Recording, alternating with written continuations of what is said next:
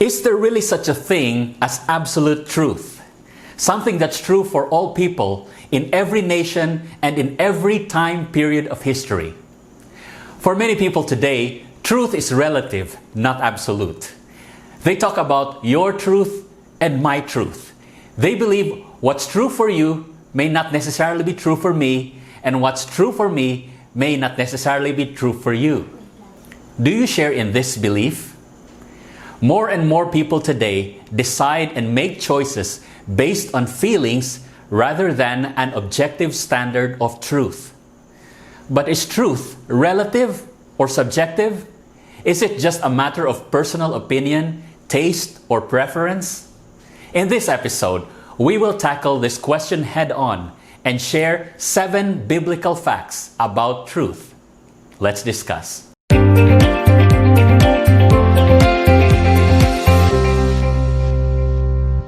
We are now living in a post-truth world. That means objective facts are less influential in shaping public opinion than appeals to emotion and personal belief. In recent surveys conducted by the Barna Group, an increasing number of Americans said moral truth depends on the situation or circumstances rather than an objective standard like the Bible. Truth is now regarded as something felt rather than something known. Truth is increasingly seen as relative, not absolute. Many people today believe that no religious text has a monopoly on truth, but that all faith traditions are just different expressions of the same spiritual message. As a result, many have begun to identify as people who, quote, love Jesus but not the church, or as spiritual but not religious. They seek faith but outside of organized religion or any local church. But is it really true that there is no such thing as absolute truth? Is it true that all truth is relative? Logically, we know that this statement does not make sense, because anyone who makes the claim that all truth is relative is making an absolute statement about truth, namely that all truth is relative. Therefore, their argument is self-defeating. This proves that truth is absolute. We also know that there are truths that are obvious and self-evident. For example, 2 plus 2 equals 4. It doesn't matter who you are, what language you speak, what culture you grew up in, or what time in history you lived, 2 plus 2 has always been 4 and will always be 4. The same goes for the law of gravity and other laws of physics. It doesn't matter if you believe gravity or not. It does not care about your feelings, your politics, or your religion. If you jump from a very tall building, you will get killed. Gravity does not care who you are or what you believe. Now, just as there are laws of mathematics and physics, there are also laws that govern spiritual realities. Of the thousands of religious beliefs out there, how can you tell which of any is true? Have you ever been lost in a forest with a group of friends? Have you ever tried determining where north is via consensus? No matter how passionate or how convicted you are, you cannot change where true north is, because truth is not relative, it is absolute. True north won't bow down to your feelings or opinions. You will remain lost unless you use a compass. In the same way, you will remain lost spiritually unless you make use of our only spiritual compass. Here now are the 7 biblical facts about truth. Number 1. The number one problem in this world is confusion and universal deception. In Revelation chapter 12 verse 9, we read, "So the great dragon was cast out, that serpent of old called the devil and Satan, who deceives the whole world. He was cast to the earth, and his angels were cast out with him." 1 John chapter 5 verse 19. We know that we are of God, and the whole world lies under the sway of the wicked one. People often lie. I'm not just talking about politicians and some medical experts that run our global health agencies. We can't even fully trust the media. The official narrative is not always even true. The truth is often suppressed and even censored under the label conspiracy theory. It's sad that even some of our trusted authority figures lie. People lie or stretch the truth to sell products or services.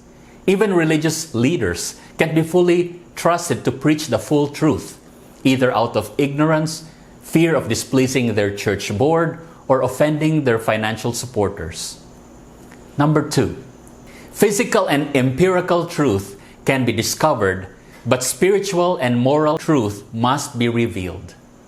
The French existential philosopher, novelist, playwright, and critic Jean-Paul Sartre once said, "Everything has been figured out except how to live." We have all the tools of science, including the scientific method, to discover truths about the physical world that we live in.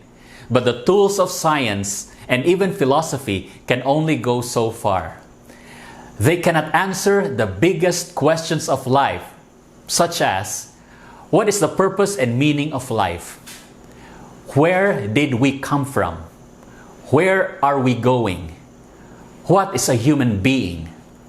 These truths must be revealed. Number 3, the God of the Bible is a God of truth, and His Word is truth. Notice these 4 verses. Deuteronomy chapter 32, verse 4. He is the rock. His work is perfect, for all His ways are justice, a God of truth and without injustice. Righteous and upright is He. Titus chapter 1, verse 2. God cannot lie. Hebrews chapter 6, verse 18. It is impossible for God to lie. So if there's a conflict between what man says and what God says, we know who to believe. Romans chapter 3, verse 4. Indeed, let God be true, but every man a liar. Number 4, Yeshua the Messiah, Jesus Christ, is the Word of God in person. Our Lord and Savior is the truth and is the fullest embodiment of living the truth. He was the only one who lived a perfectly sinless life, following God perfectly. Notice these verses in John chapter 1, verse 14. And the Word, that's Christ, became flesh and dwelt among us, and we beheld His glory, the glory of the only begotten of the Father, full of grace and truth. In John chapter 14, verse 6, Jesus said to him, I am the way, the truth, and the life. No one comes to the Father except through me. Christ did not say, I am one of the ways, I am one of the truths. He is the way, He is the truth. He was being very exclusive here in His statements. He said, no one comes to the Father except through Him. He didn't teach that there are, quote, many roads that lead to heaven. And lest one think that Christ wasn't really serious, check out the words of the Apostle Peter in Acts chapter 4, verse 12. Nor is there salvation in any other, for there is no other name under heaven given among men by which we must be saved. Number 5. The Bible, as originally inspired and written, is God's Word in print. The Bible is the written expression of God's absolute truth. In the Bible, we find spiritual and moral truths that we cannot discover. These are truths that have been revealed to us by God. Notice these verses in John 17, verse 17. Sanctify them by your truth. Your word is truth. In Psalm 119, verse 151, we read, You are near, O Lord, and all your commandments are truth. In 2 Timothy chapter 3, verse 16 to 17, we read, "All Scripture is given by inspiration of God and is profitable for doctrine, for reproof, for correction, for instruction in righteousness, that the man of God may be complete, thoroughly equipped for every good work." In 2 Peter chapter 1, verse 20 to 21, "No prophecy or teaching of Scripture is of any private interpretation, for prophecy or God's teachings never came by the will of man, but holy men of God spoke as they were moved by the Holy Spirit." In 1 Thessalonians chapter 2, verse 13, we read, "You welcomed God's words through Paul, not as the word of men, but as it is in truth, the word of God, which also effectively works in you who believe." In John chapter 10, verse 35, we read, "The Scripture, God's written words, cannot be broken." The Bible never contradicts itself. It teaches us the truth, both what to believe and how to live. Number 6, Satan and all who choose to follow him hates the truth of God. Let's look at John chapter 8, verse 44. We read, "You are of your father the devil, and the desires of your father you want to do. He was a murderer from the beginning and does not stand in the truth, because there is no truth in him.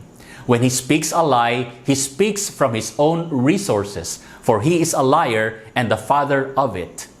In Romans chapter 1, verse 25, we read, "Evil people exchanged the truth of God for the lie, and worshipped and served the creature rather than the Creator, who is blessed forever. Amen." In Romans chapter 1, verse 28, "And even as they did not like to retain God in their knowledge, God gave them over to a debased mind to do those things which are not fitting." 1 John chapter 2, verse 4, "He who says, 'I know him,' and does not keep his commandments is a liar, and the truth is not in him." Number 7, final point.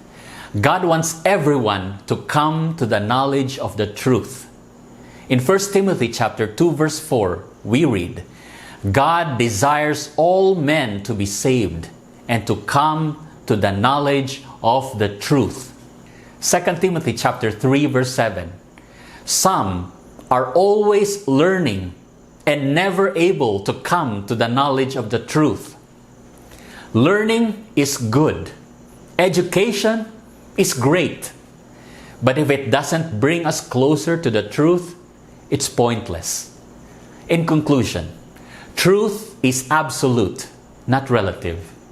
Truth is that which corresponds to reality, and ultimate reality, which is God. We live in a world of universal deception instigated by God's enemy, Satan the devil. While we can discover physical truths, spiritual truths must be revealed. May we all have the courage to seek the truth from God's Word, the Bible, His spiritual compass that unfailingly points to true north. Let me end with a quote from Cecil B. DeMille, producer of the classic movie The Ten Commandments. Quote, "It is impossible for us to break the law. We can only break ourselves against the law." May God bless you as you seek Him. If you have found this teaching helpful, please share this also with your family and friends. So until next time, this is Daniel Macreg of BiblicalTruths.tv, reminding you to always be growing, to always be giving, and to always be grateful.